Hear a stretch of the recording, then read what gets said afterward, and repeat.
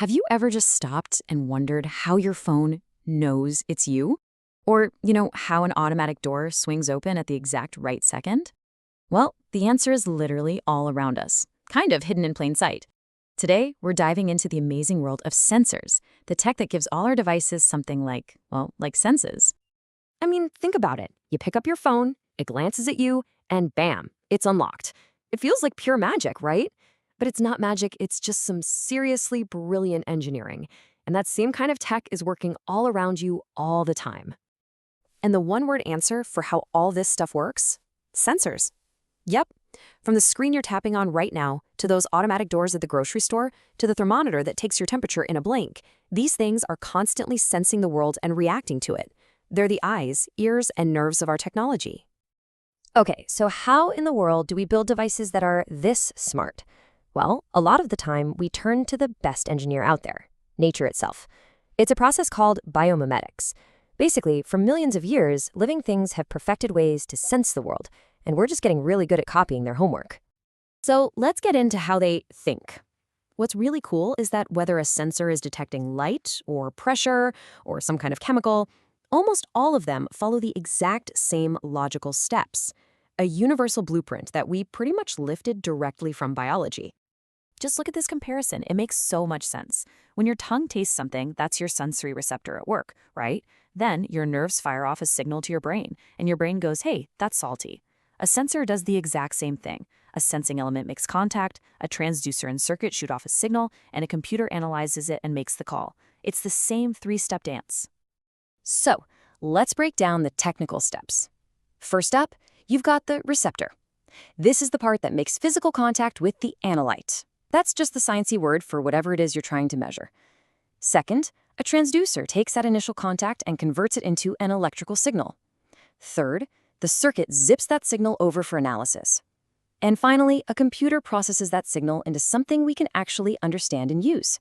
See? From your tongue to the latest tech, the process is pretty much identical. All right, now that we've got the basic blueprint down, let's see it in action. We're going to zoom in on one incredibly powerful type of sensor, the ones that can actually taste the world on a molecular level. Let's talk about chemical sensors. A chemical sensor does, well, exactly what it sounds like. It takes chemical information, like is a specific molecule present, and turns that into a measurable electrical signal. And these things are absolutely crucial. We're talking about medical diagnostics, carbon monoxide detectors in your home, and even monitoring for pollutants in the environment. They're everywhere. But how does it know what it's tasting? This is so cool. The secret is something called molecular recognition. The easiest way to think about it is like a lock and a key. The sensor's receptor is shaped to fit perfectly with only one specific chemical.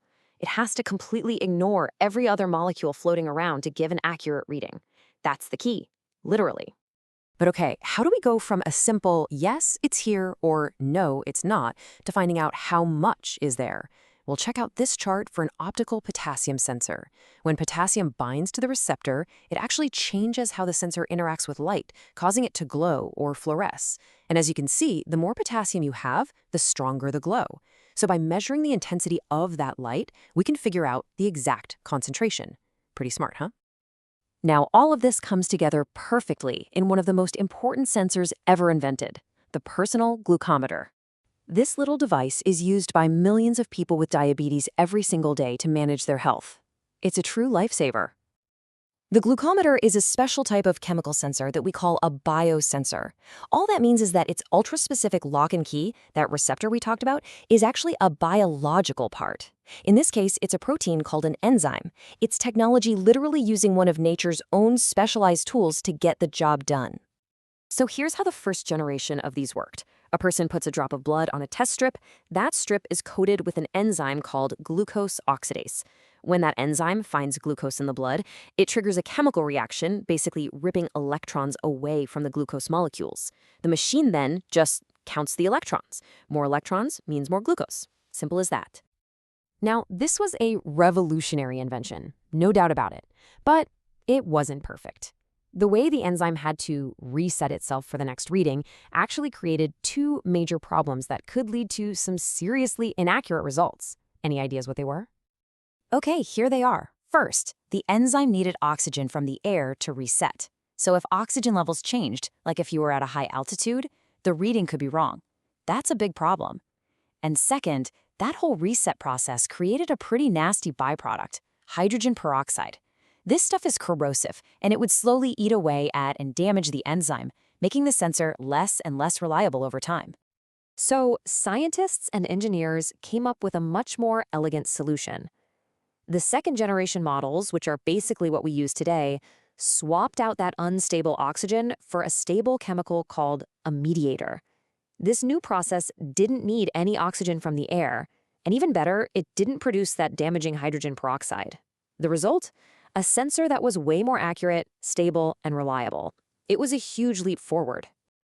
This whole journey with a glucometer, from a brilliant idea to an even better one, really brings us to the two superpowers that engineers are always trying to perfect in any sensor they build. And those superpowers are sensitivity and selectivity.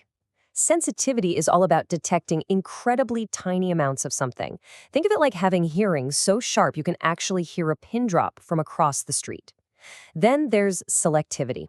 That's the ability to ignore all the background noise and find only your target. That's like being able to pick out a single friend's voice in the middle of a loud, crowded party. And for a sensor to be truly great, it has to have both. So, by copying nature's incredible blueprints, we've managed to give our machines a sense of taste and touch that can power our world and even save lives. It really just leaves us with one fascinating question to think about. What sense will we teach our technology to master next?